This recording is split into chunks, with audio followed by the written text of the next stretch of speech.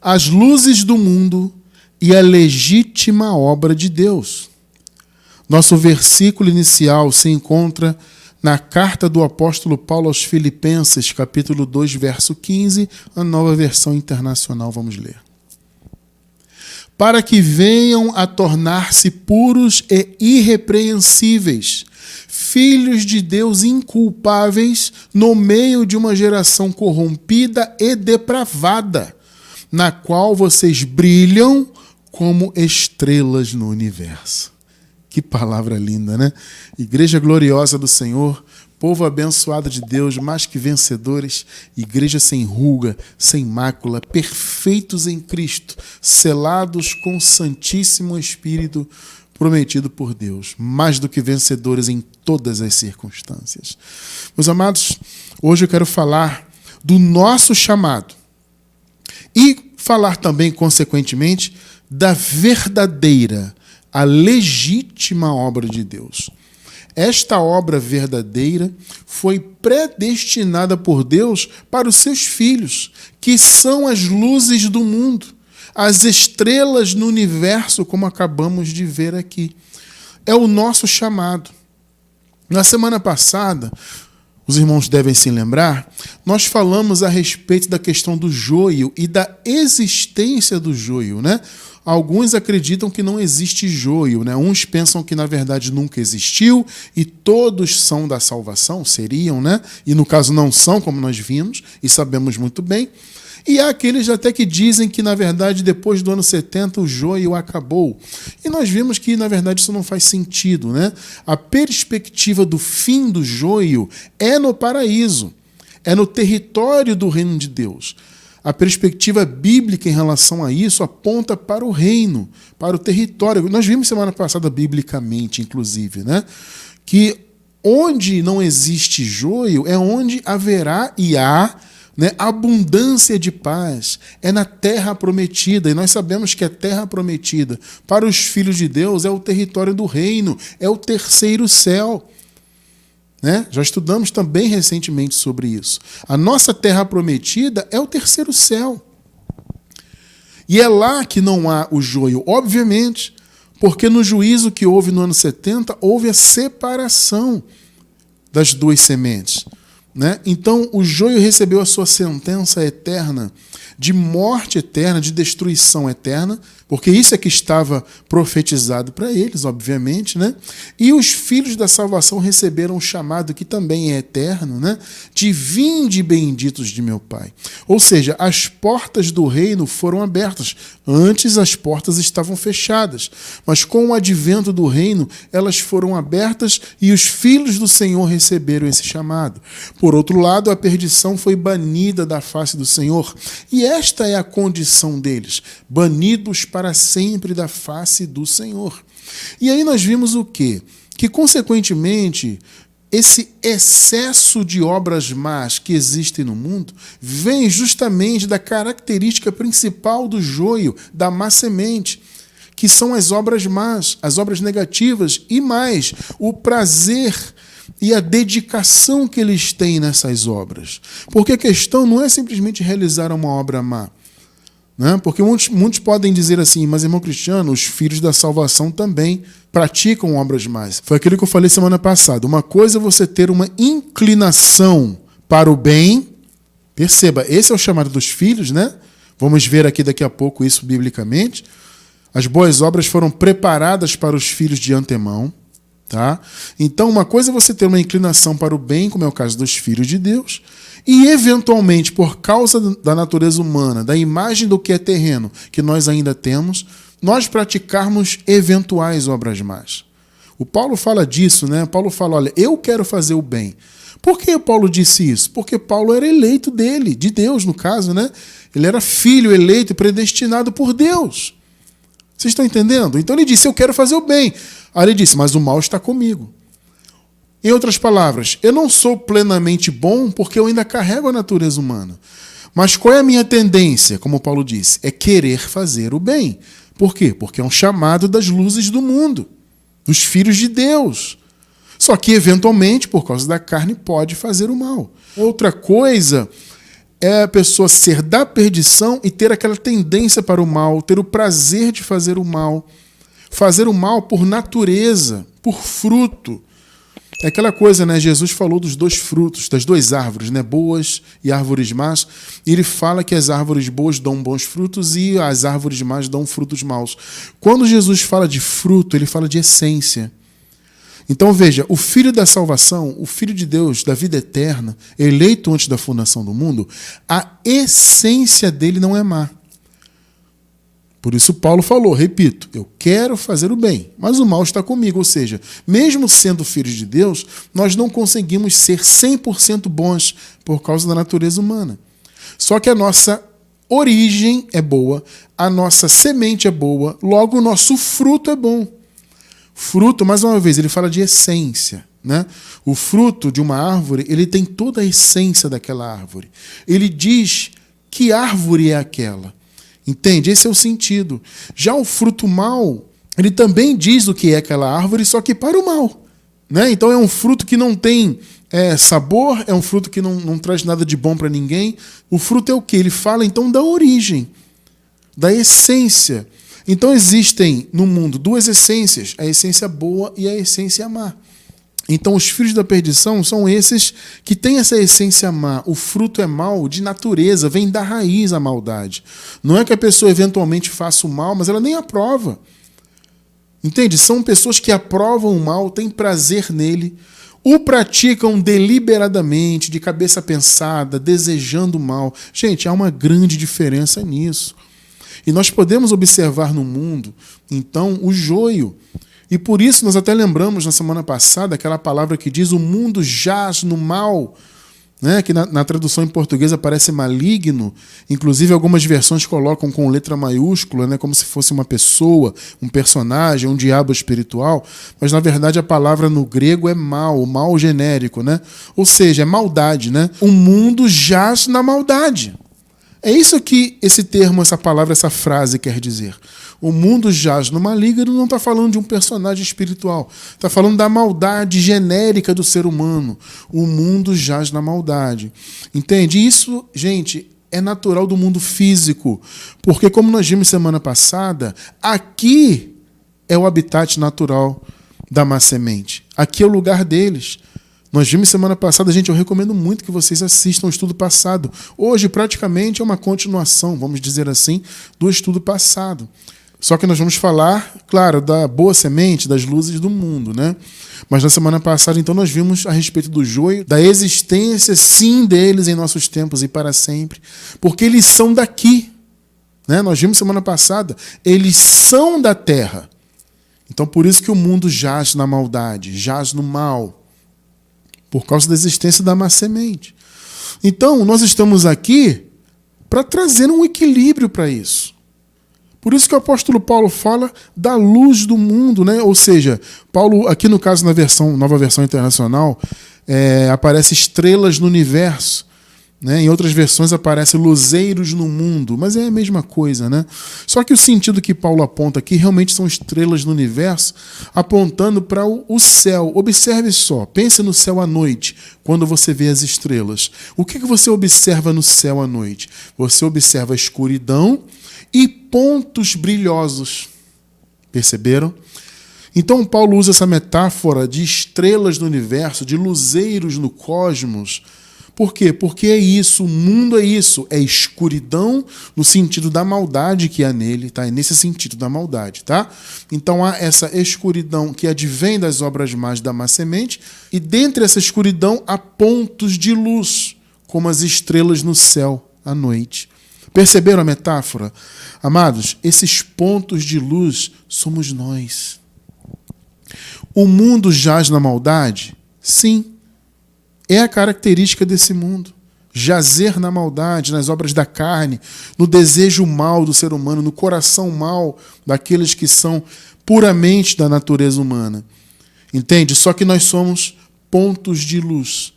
E as estrelas, elas não são apenas luz, mas também referência. Antigamente, as navegações, por exemplo, eram guiadas pelas posições das estrelas. As estrelas são referência. Então você olha para o céu e você vê as estrelas e elas são referência, elas são luzeiros, como em outras versões em português, né? Luzeiros no universo. É o que nós somos no mundo.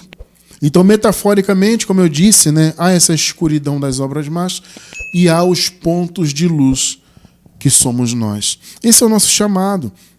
Sabe, o Senhor, veja, Ele predestinou as boas obras para os seus filhos, para que os seus filhos sejam realmente essas luzes, essas estrelas no universo. E o que restou? Restou o refúgio, né? Ou seja, as obras más, que não foram predestinadas. É bom entender isso, tá?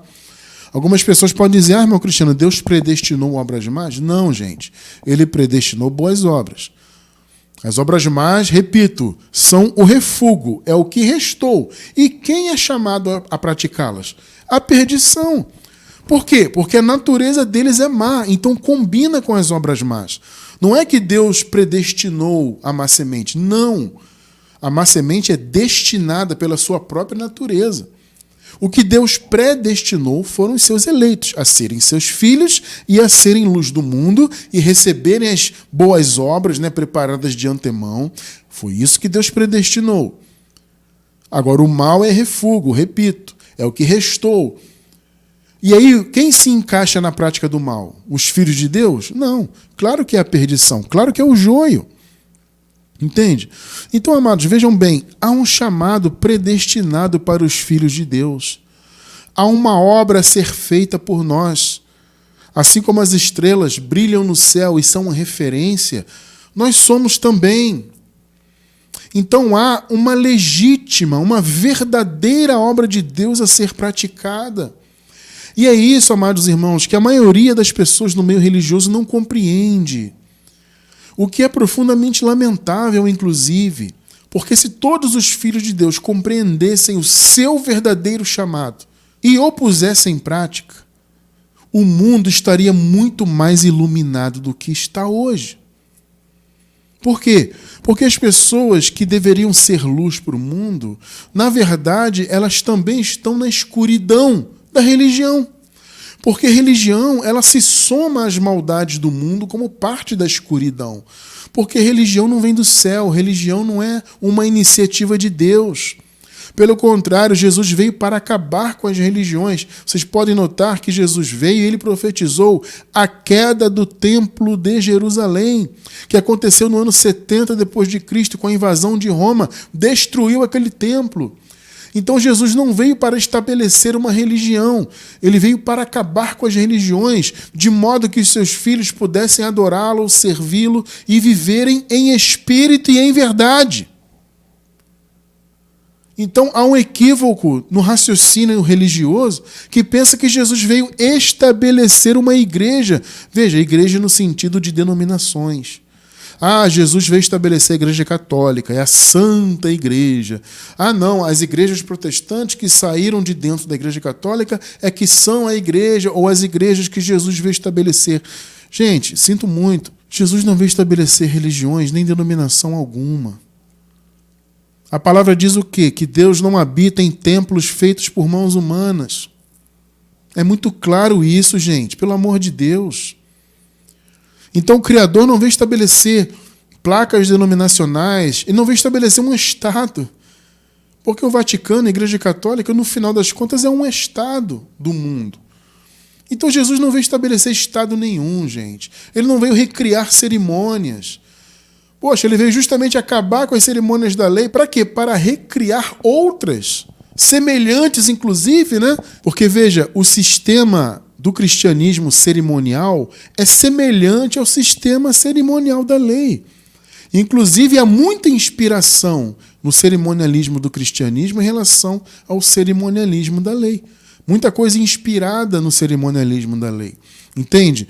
É o antigo pacto ressuscitado, entre aspas, né? Porque Jesus acabou com o antigo pacto, ele cumpriu tudo, né? Só que o sistema religioso, por assim dizer, entre aspas, ressuscitou o antigo pacto no raciocínio do povo, né? Não que o antigo pacto esteja de fato reestabelecido, não é isso.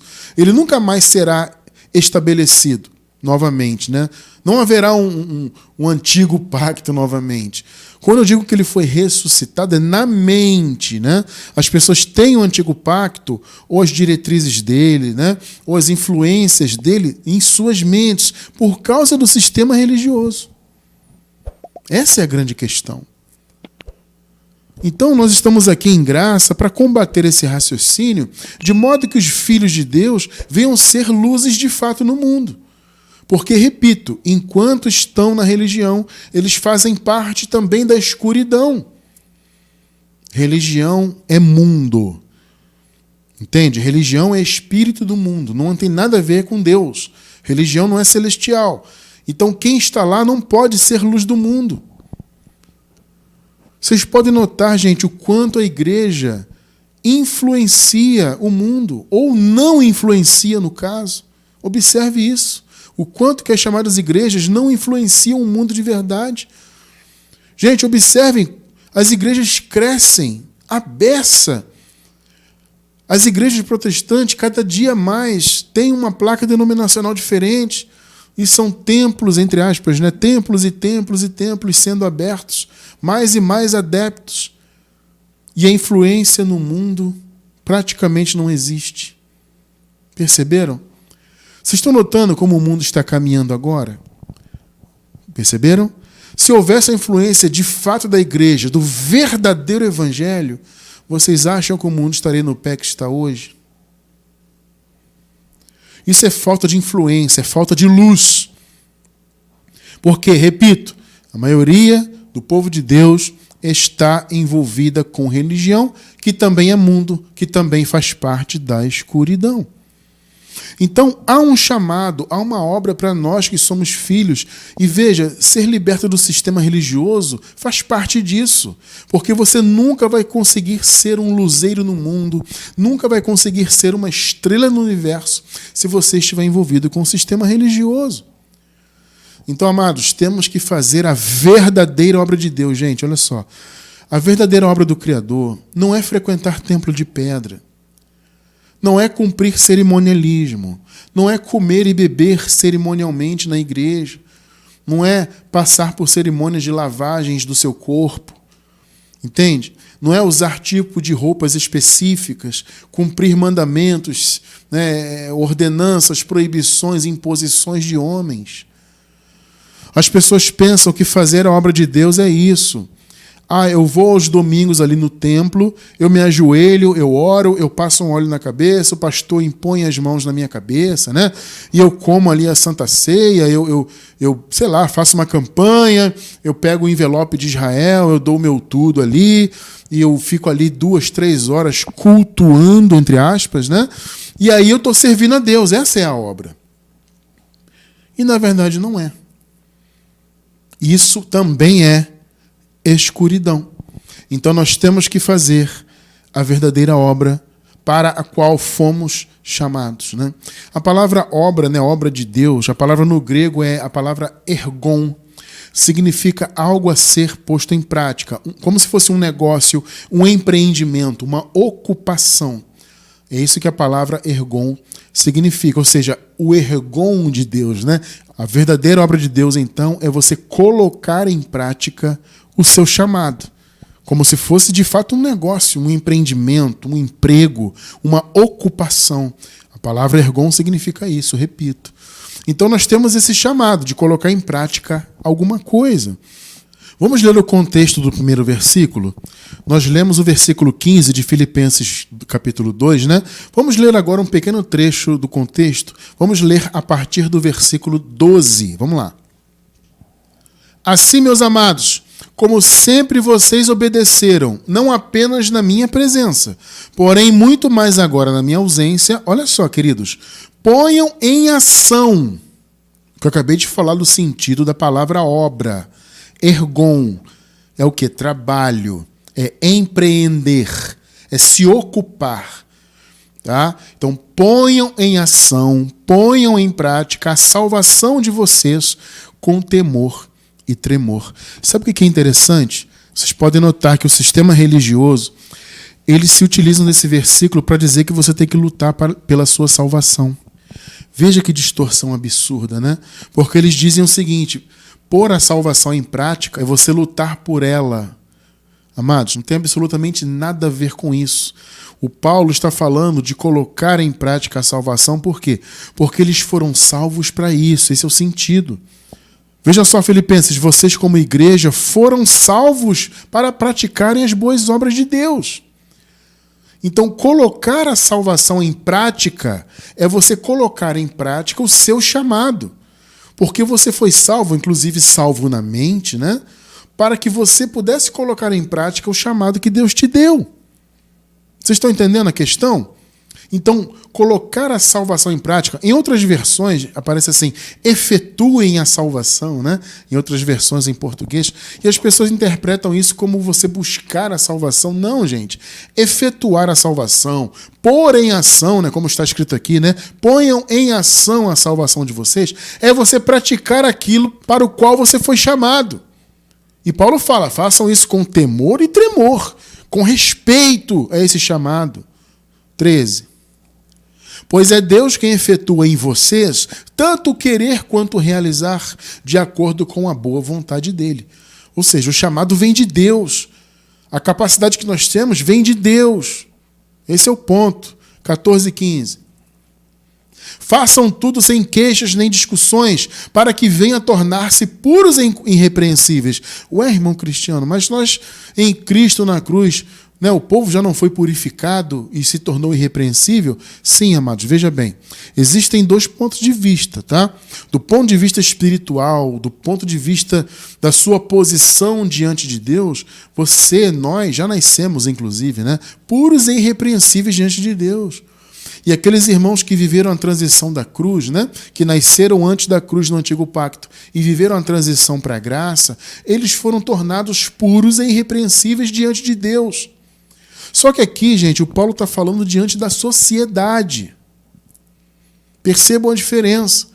Se tornar puro e irrepreensível é diante da sociedade que nos cerca. Veja, diante de Deus, você, eu, nós que somos filhos do Senhor, já somos puros, santos, irrepreensíveis, perfeitos. Não é o que está escrito lá em Colossenses, no capítulo 2? O Paulo fala, e vocês estão perfeitos nele, em Cristo, que é a cabeça de todo principado e potestade. Ou seja, nós, igreja, já somos perfeitos, já nascemos perfeitos, por quê? Porque já nascemos com a graça consumada, com a obra realizada, com as promessas já entregues, entende? Com as profecias já cumpridas, tudo consumado. Então, aqui nesse contexto, ser puro e ser irrepreensível não é no sentido espiritual da sua posição diante de Deus. É como filhos de Deus perante a sociedade. Façam tudo sem queixas nem discussões, para que venham a tornar-se puros e irrepreensíveis, filhos de Deus inculpáveis no meio de uma geração corrompida e depravada. Perceberam? Então é diante da sociedade, na qual vocês brilham, como estrelas no mundo, como luzeiros, como luz do mundo.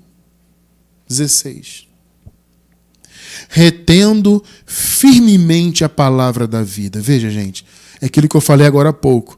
Ninguém consegue ser luz do mundo, ser estrela no universo, iluminar a sociedade, se não reter firmemente a palavra da graça. O que é a palavra da vida? É o evangelho da graça, é o único evangelho que existe. Vocês estão entendendo? É o único evangelho. Por isso que eu disse, amados, quem está na religião não consegue ser um verdadeiro luzeiro no mundo. Por quê? Porque eles não retêm a palavra da vida. Eles retêm religião. Então, para você cumprir o chamado de ser luz do mundo, de ser uma estrela no universo, como está nessa versão que lemos hoje, você tem que reter a palavra. Por que nós estamos aqui todos os domingos, a semana inteira estudando? Com conteúdo, texto, áudio, estudo, transmissão. Por que há esse esforço? Para que possamos sempre reter firmemente a palavra da graça. Retendo firmemente a palavra da vida, assim no dia de Cristo, que já se cumpriu, né? Eu me orgulharei de não ter corrido nem me esforçado inutilmente. Irmão Cristiano, eu estou novo na graça, como assim o dia de Cristo já se cumpriu? Amado, não há tempo de responder isso hoje, mas eu vou deixar na descrição do vídeo um estudo, aliás, uma playlist, né? Um link de uma playlist com diversos estudos da escatologia consumada, para você entender que o dia de Cristo já se cumpriu. Eu sei que isso é impactante para quem é novo, né? A pessoa chega e recebe já uma notícia dessa e começa a pensar, poxa, mas isso é uma heresia, né? Porque, na verdade, todos dizem que o dia de Cristo ainda virá. Não, já se cumpriu. Se você estudar com o coração aberto, com o desejo de aprender, conferindo coisas espirituais com espirituais, texto bíblico, contexto bonitinho, você vai entender.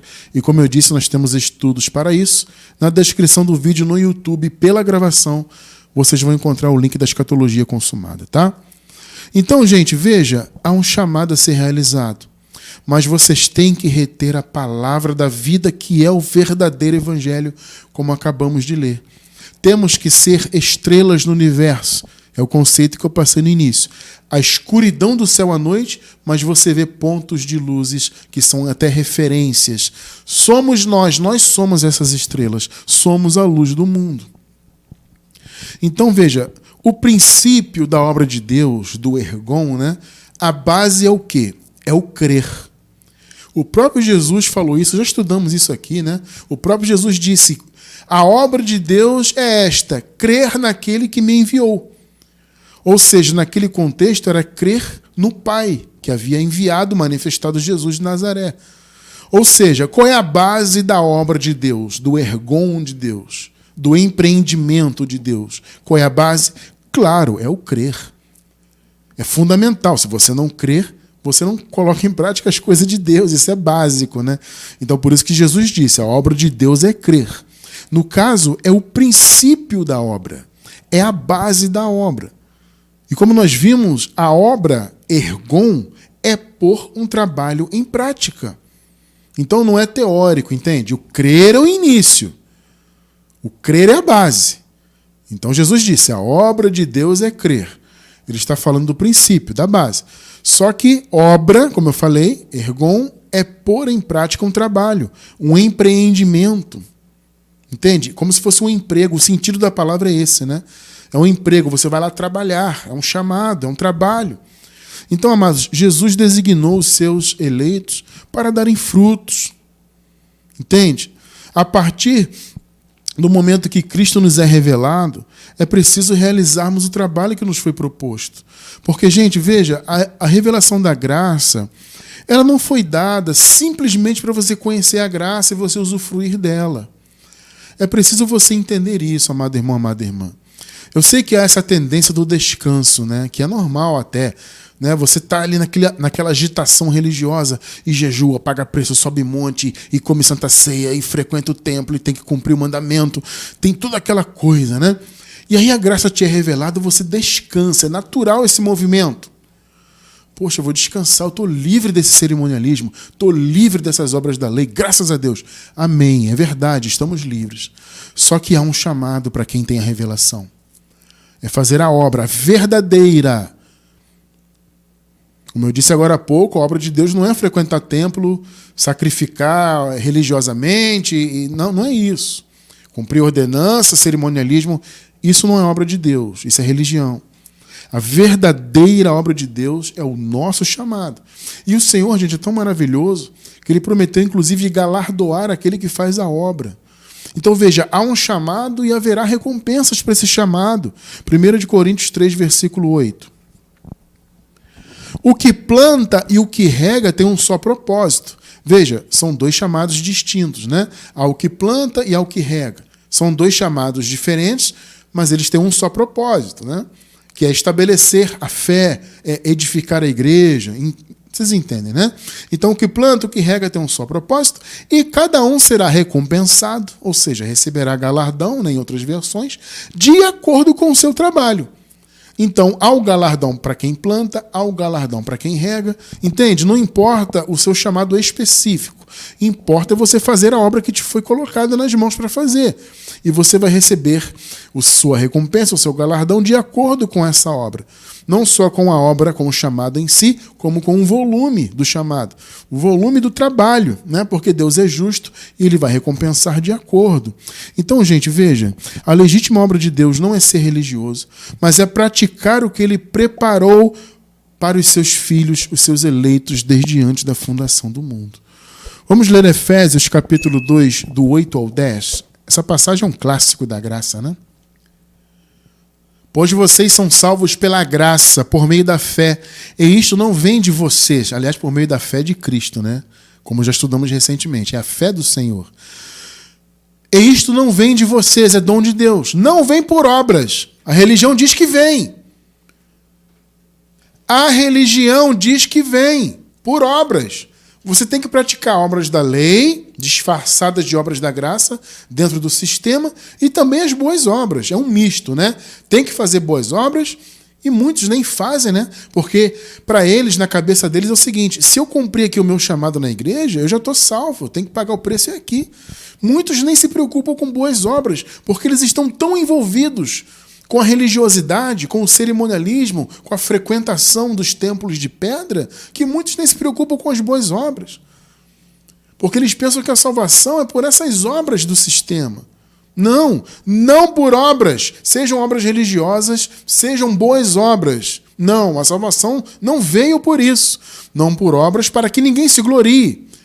Entende? Ninguém pode chegar diante de Deus e se gloriar de ter sido salvo porque fez isto ou aquilo. Versículo 10. Porque somos criação de Deus, veja só, realizada em Cristo Jesus para fazermos boas obras. Então não foi por elas, foi para elas. Perceberam a diferença? Vou repetir, não foi pelas obras, e não é, e nunca será. Fomos salvos, inclusive, principalmente em nossa mente, né? Porque a salvação da mente que nos coloca na palavra, e como nós vimos, é retendo firmemente a palavra, que nós cumprimos o nosso chamado de luzeiros no mundo. Tá? Então a salvação não só no que tange a vida eterna, mas a salvação da mente aconteceu em nós para quê? Para fazermos boas obras. Então não é por elas, mas para elas, as quais Deus preparou de antemão. Pegou? Ou seja, Ele predestinou as boas obras para que nós as praticássemos. As boas obras foram predestinadas por Deus. Eu vou repetir. Deus não predestinou obras más, assim como Ele não predestinou a má semente.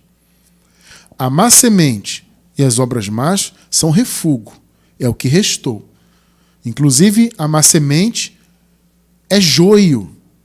Perceberam? E o joio, em relação ao trigo, ele é uma erva daninha.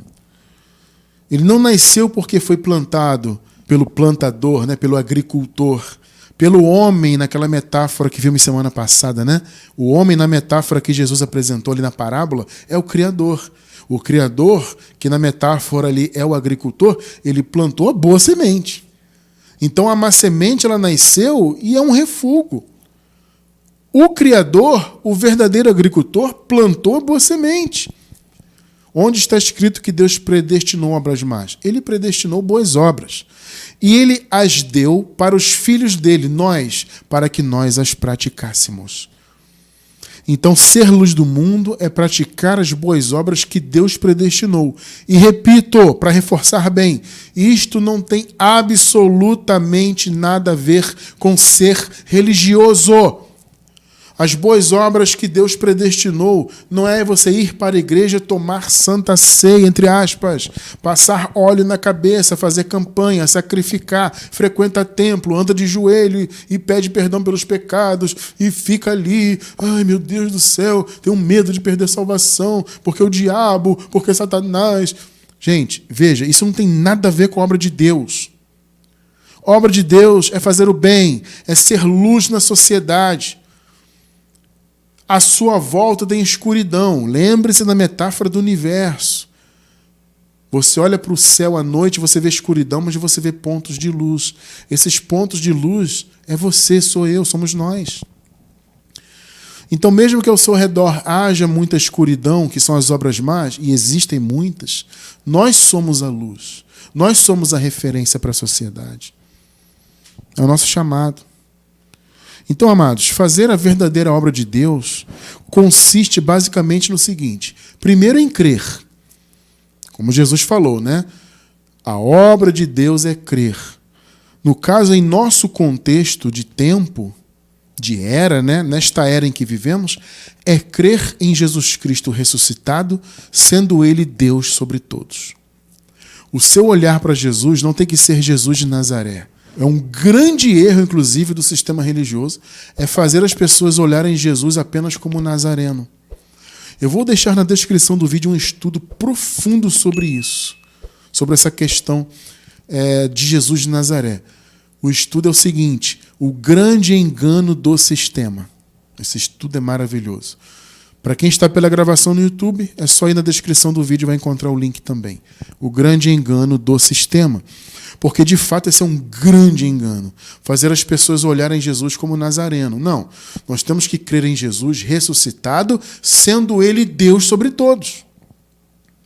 Porque Ele é Deus. Perceberam? Ele já se assentou no trono, já assumiu a sua posição de Deus, que é o que Ele é. Então, seu olhar tem que estar em Jesus desse ponto de vista.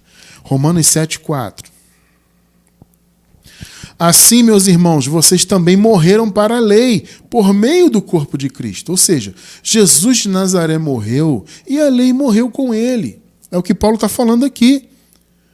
Então, vocês, igreja, morreram para a lei porque ele morreu para a lei.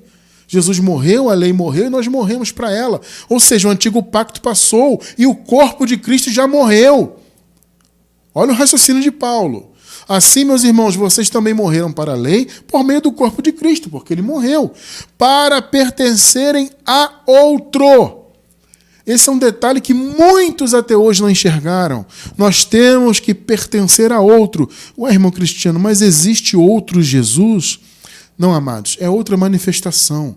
Aqui no caso, no contexto, Paulo usa a metáfora do casamento, né? Então ele fala do primeiro marido, que é o quê? É a lei na pessoa de Jesus de Nazaré. Até porque Jesus de Nazaré veio justamente para cumprir a lei, de modo que ele pudesse estabelecer a graça. Ele mesmo, Jesus, disse, né? Não ficará nada da lei sem ser cumprido.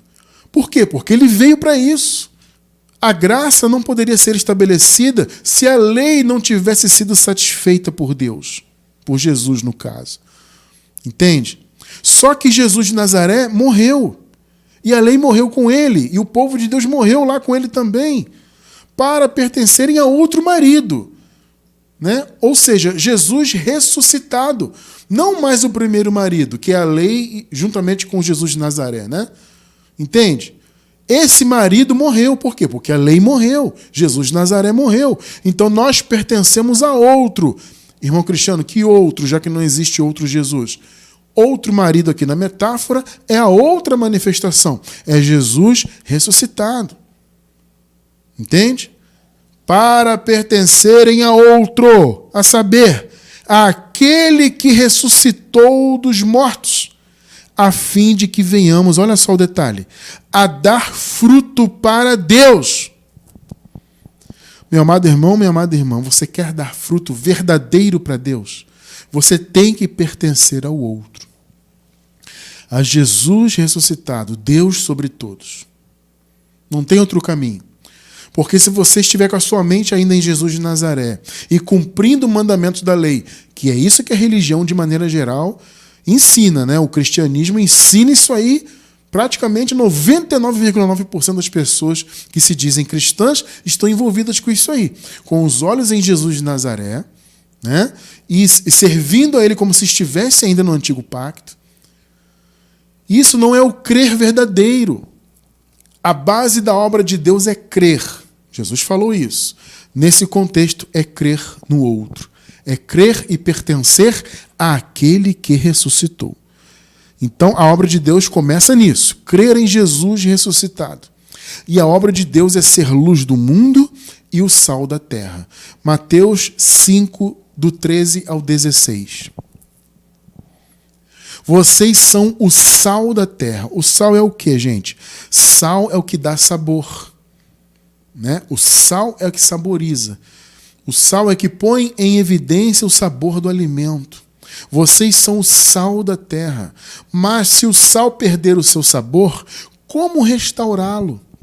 Não servirá para nada, exceto para ser jogado fora e pisado pelos homens. Gente, as chamadas igrejas hoje, e lamentavelmente as pessoas que estão lá, eles são um sal que não tem sabor. Não temperam nada. Por isso que eu falei agora há pouco. A igreja, por mais que ela cresça em número, ela não influencia o mundo como deveria. Porque eles estão na religião. E religião é mundo também. Religião é escuridão também. Então eles não podem ser luz, uma vez que estão na escuridão também da religião. Perceberam? 14. Vocês são a luz do mundo. Olha o que Jesus falou. Não se pode esconder uma cidade construída sobre um monte. Então Jesus ali estava se referindo àqueles que o seguiam e que acreditavam nele naquela ocasião. Aqueles irmãos, para aquele contexto, eram a luz daquele mundo. Em nosso contexto de tempo, nós é que somos a luz. Cada geração tem a sua luz do mundo. Nós estamos aqui representando a luz de Deus. Vocês são a luz do mundo. Não se pode esconder uma cidade construída sobre um monte. Ou seja, vocês estão no alto monte, vocês têm que ser vistos. A luz de vocês tem que ser vista de longe. Porque se você observa uma cidade, uma iluminação forte, né, em cima de uma montanha, você vai ver de longe. É isso que Jesus está dizendo. Ou seja, a luz de vocês tem que ser vista. 15. E também ninguém acende uma candeia e a coloca debaixo de uma vasilha. Pelo contrário, coloca-a no lugar apropriado, que no caso é acima, né? E assim ilumina a todos os que estão na casa. A casa aqui é o mundo. Então a nossa luz tem que estar no alto, gente. Você acende, por exemplo, uma vela, né? Ah, faltou energia elétrica, a casa está no escuro. Você vai acender uma vela e colocar debaixo da cama? Não tem lógica, né? Você vai colocar no mais alto para que aquela vela venha iluminar a casa. Perceberam, né? Este é o chamado, a obra de Deus é isso. Primeiro é crer, como vimos, né? Crer é a base. Em nosso contexto é crer em Jesus Cristo ressuscitado, Deus sobre todos. E é também ser luz do mundo e sal da terra. 16. Assim brilhe a luz de vocês diante dos homens, para que vejam as suas boas obras, olha elas aí, e glorifiquem ao Pai de vocês que está nos céus. Amados, as nossas boas obras glorificam ao Criador. Quando você é luz do mundo na sociedade, Deus é glorificado, gente. Quando você no seu trabalho é a luz, de repente no seu trabalho você vê corrupção, você vê gente má, pessoas fazendo maldade, e você ali dentro é a luz, você é honesto, você defende a fé. Entende? As pessoas olham para você e vê Cristo na sua vida, você está sendo luz no seu trabalho, na sua faculdade, na escola, na sociedade, na sua vizinhança. Esse é o nosso chamado, gente. Veja, ser religioso não é ser a luz do mundo, não é a obra de Deus. Então as pessoas, amados, estão perdendo tempo dentro dos chamados templos, cumprindo ordenanças, mandamentos, etc., pensando que aquilo é obra de Deus e não é a obra de Deus. Por isso que o mundo não é influenciado. Porque as pessoas estão preocupadas com o templo de pedra, com os sacrifícios, com as ordenanças, e se esquecem até da sociedade. Não são a luz que o mundo precisa, mas você que está em graça, nós temos esse chamado. Seja a luz onde você estiver. Fazendo isto, você estará fazendo de fato a obra de Deus. Então, amado, pense nisso. Eu tenho um chamado que Deus predestinou. O Senhor me predestinou não só para ser filho dele e nascer aqui nesse mundo, nesta condição de filho, né? Ele me chamou para ser a diferença, para ser a referência, como a estrela é no universo, para ser a luz.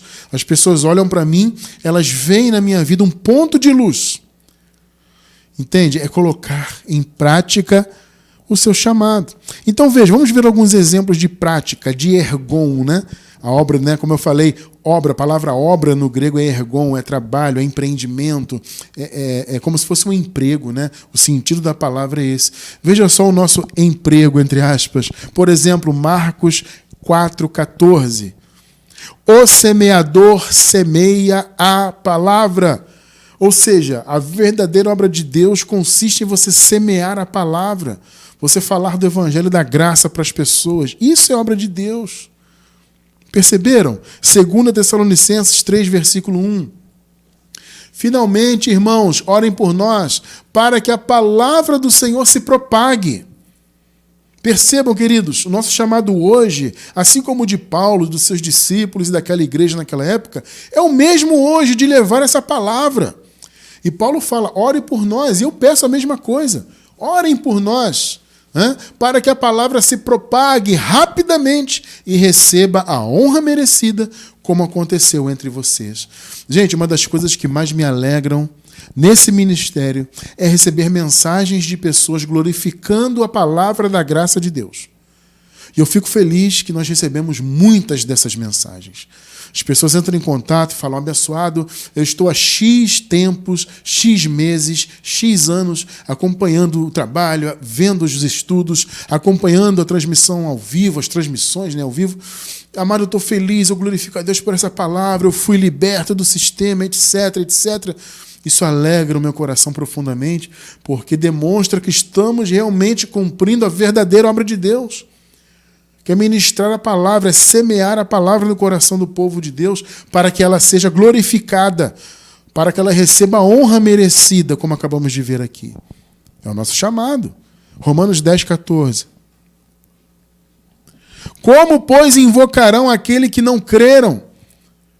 Veja, amados, como é que as pessoas vão crer em Jesus ressuscitado, Deus sobre todos, se elas não ouvirem falar dessa manifestação? Como elas vão invocar? Como vão crer em Jesus? Por isso que as pessoas hoje ainda estão crendo em Jesus de Nazaré, colocando os seus olhos nele, vendo Jesus segundo a carne apenas. Então, como, pois, invocarão aquele em quem não creram? Eles precisam crer. E como crerão naquele de quem não ouviram falar? Gente, a maioria nunca ouviu falar da manifestação de Jesus ressuscitado. Nunca ouviram falar nesse conceito que lemos agora há pouco, de pertencermos ao outro. Porque não ouviram falar. E como ouvirão se não houver quem pregue? Então nós estamos aqui para cumprir isso. A verdadeira obra de Deus é essa. É você crer, é a base, né? E ser a luz do mundo e o sal da terra. Essa é a base da obra. E há todo o desdobramento da obra, que é isso que acabamos de ler. Divulgar a palavra, falar da palavra. Ah, irmão Cristiano, mas eu não tenho muito esse dom, eu não sei ensinar, eu não sei muito bem explicar. Não precisa, nós temos material à vontade. Diversos estudos, incontáveis estudos em vídeo, em áudio, em texto, livros escritos. Gente, o que mais tem é conteúdo. É só você divulgar. Falar, olha, eu estou em graça, essa palavra é a verdade. Quer entender um pouquinho? Lê esse livro aqui, assista a este vídeo, por exemplo, ouça este áudio. É assim. O fato é que há material, há conhecimento aí para todo mundo, para que todos sejam de fato a luz do mundo, né? E pratiquem a verdadeira, legítima obra de Deus. Então, colocar a obra em prática é isso. É você falar da graça, semear a palavra, é você frutificar em boas obras, fazer o bem. 2 Tessalonicenses 3,13. Quanto a vocês, irmãos, nunca se cansem de fazer o bem. Perceberam, gente? Porque isso é ser luz do mundo. Fazer boas obras, obras que Deus predestinou para nós, gente, é você fazer o bem, é ser a luz do mundo. Essa é a obra de Deus, genuína, que os luzeiros do mundo devem fazer. Nós, as estrelas do universo. Colossenses 1, 9 e 10. Por essa razão, desde o dia em que o ouvimos, não deixamos de orar por vocês e de pedir que sejam, olha só, queridos, cheios do pleno conhecimento da vontade de Deus, com toda a sabedoria e entendimento espiritual. Isso vem pelo culto racional, né? Culto racional é você raciocinar a palavra, é você ser preenchido do pleno conhecimento da vontade de Deus, com toda a sabedoria e entendimento espiritual, versículo 10. É isso para que vocês vivam de maneira digna do Senhor e em tudo possam agradá-lo. Olha só, queridos, frutificando em toda boa obra, crescendo no conhecimento de Deus. Amados, vocês perceberam aqui a ligação que Paulo faz em você conhecer, ter sabedoria e entendimento espiritual e a realização de toda boa obra? Amados, essas coisas não podem ser divorciadas. Por isso que eu falei no início. As pessoas na religião não podem fazer o chamado verdadeiro, ou seja, não podem cumprir o chamado que Deus deu de ser luz do mundo, porque elas não estão envolvidas com o entendimento espiritual. Entende? Elas não têm o pleno conhecimento da vontade de Deus, não têm toda a sabedoria que vem pelo Evangelho da Graça. Então elas nunca vão conseguir realizar o chamado que Deus deu. Então perceba, o apóstolo Paulo faz essa ligação direta entre você ter o pleno conhecimento e, consequentemente, praticar as boas obras. Tremendo, né? Tito 3:8. Fiel é esta palavra e quero que você afirme categoricamente essas coisas, para que os que creem em Deus, que é a base da obra, é crer, né? Se empenhem na prática de boas obras. Amados, tem que haver um empenho. É a palavra ergon, obra de Deus. Ergon de Deus é isso. Ergon é você ter empenho. Como se você tivesse um empreendimento, né? E você se esforça naquele emprego para que os que creem em Deus se empenhem na prática de boas obras. Veja, não é se empenhar em frequentar templo, não é se empenhar em comer santa ceia, não é se empenhar em sacrificar religiosamente, não é se empenhar em cumprir mandamentos, proibições e imposições de homens. Não, é se empenhar na prática das boas obras. Tais coisas são excelentes e úteis aos homens. Está vendo a questão da sociedade que eu falei? É a sociedade que está em jogo. Nós somos as luzes dessa sociedade, as estrelas do universo. Então a obra de Deus em prática é isso, fazer boas obras. Semear a palavra é amar o próximo. Romanos 13:8-9. Não devam nada a ninguém, a não ser o amor. Percebe? O amor você tem sempre que dever, porque se você deve, você sempre tem o desejo de pagar essa dívida. Então você vai estar sempre amando, né? Não devam nada a ninguém, a não ser o amor de uns pelos outros, pois aquele que ama seu próximo tem cumprido a lei. O irmão Cristiano, o Paulo estava preocupado com o cumprimento da lei? Não, gente, é porque aqui na carta aos Romanos, né, essa carta foi escrita porque havia ali judeus e gentios naquela igreja. Pessoas que cumpriam alguns mandamentos da lei, que tinham essa preocupação, né? E pessoas que não tinham. E nós vemos no contexto, né, o apóstolo Paulo falando, por exemplo, daqueles que comiam certo tipo de comida e outros que não comiam. Então havia essa contenda, por assim dizer, né? Uns comem carne, outros não comem, uns bebem vinho, outros não bebem. Sabe? Então havia essa competição, entre aspas, né? E essa questão de cumprir as coisas da lei. Então Paulo fala, gente, se preocupem em fazer o bem, se preocupem em amar o próximo. Isso é cumprir a lei. Não é que Paulo estava preocupado que a lei, ao pé da letra, fosse cumprida. Não. Ele estava falando o seguinte, olha, vocês que se preocupam com a lei, com os mandamentos, preocupem-se em amar. Porque se vocês amarem, consequentemente estão cumprindo a lei. Esse é o ponto de Paulo aqui, tá? 9. Pois estes mandamentos, não adulterarás, não matarás, não furtarás, não cobiçarás, e qualquer outro mandamento, todos se resumem neste preceito. Ame o seu próximo como a si mesmo. Ponto final, é isso aí. Entenderam o que é a obra do Senhor? Entenderam o chamado de vocês? Vocês são estrelas do universo, são luzeiros no mundo, luz do mundo e sal da terra. O seu chamado não é ser religioso. O seu chamado é fazer boas obras, divulgar a palavra, né? O semeador semeia a palavra. É o seu chamado, é isso que Deus quer de você. Fazer o bem, amar o próximo, ser luz do mundo, sal da terra. Essa é a verdadeira obra. Esse é o verdadeiro chamado para os filhos de Deus. E veja, um último conselho apostólico para a sua vida. O apóstolo Paulo deu esse conselho, eu quero encerrar com esse conselho na sua vida. Tudo que você fizer pelo reino de Deus, pela divulgação da palavra, boas obras, amar o próximo, faça tudo de todo o seu coração, meu irmão. Não faça com esse sentimento religioso de obrigação. Vou fazer o bem porque é minha obrigação. É nossa obrigação, mas não faça com esse sentimento. Faça de todo o coração, com alegria. Sabe, sinta-se alegre em fazer o bem. Sinta-se alegre em divulgar a graça para alguém.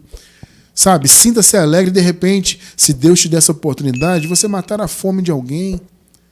Você auxiliar alguém em alguma dificuldade, seja ela qual for. Sinta-se feliz com isso, porque esta é a obra de Deus. Faça de coração. Eu encerro com Colossenses 3:23. Tudo o que fizerem, tudo, façam de todo o coração, como para o Senhor, e não para os homens. Perceberam? O bem que você faz para Deus. Entende? Não faça pensando que eu estou fazendo para A, B ou C, no sentido humano, né? Não, eu estou fazendo para Deus. Estou fazendo por amor ao meu próximo e por amar a Deus. Eu estou fazendo como consequência, como gratidão de tudo que Deus me deu. Eu estou fazendo pela gratidão que eu tenho, pela revelação da graça que Deus me deu. Ele abriu o meu entendimento, me libertou do sistema religioso, dos medos, dos enganos, de tudo aquilo que eu vivia. E eu sou muito grato a Ele, por isso eu faço boas obras. Por isso eu sou a luz do mundo, entende? É uma consequência. Ser luz do mundo, fazer boas obras, etc. Isso não é a causa de nada. Não é, sabe? Não é isso que causa o fato de você ser filho. Eu faço boas obras, eu sou filho. Eu sou religioso, eu sou filho. Não. Você já nasceu filho e, consequentemente, você pratica essas obras. Este é o nosso chamado. Isto é ser luz do mundo. Esta é a legítima obra de Deus.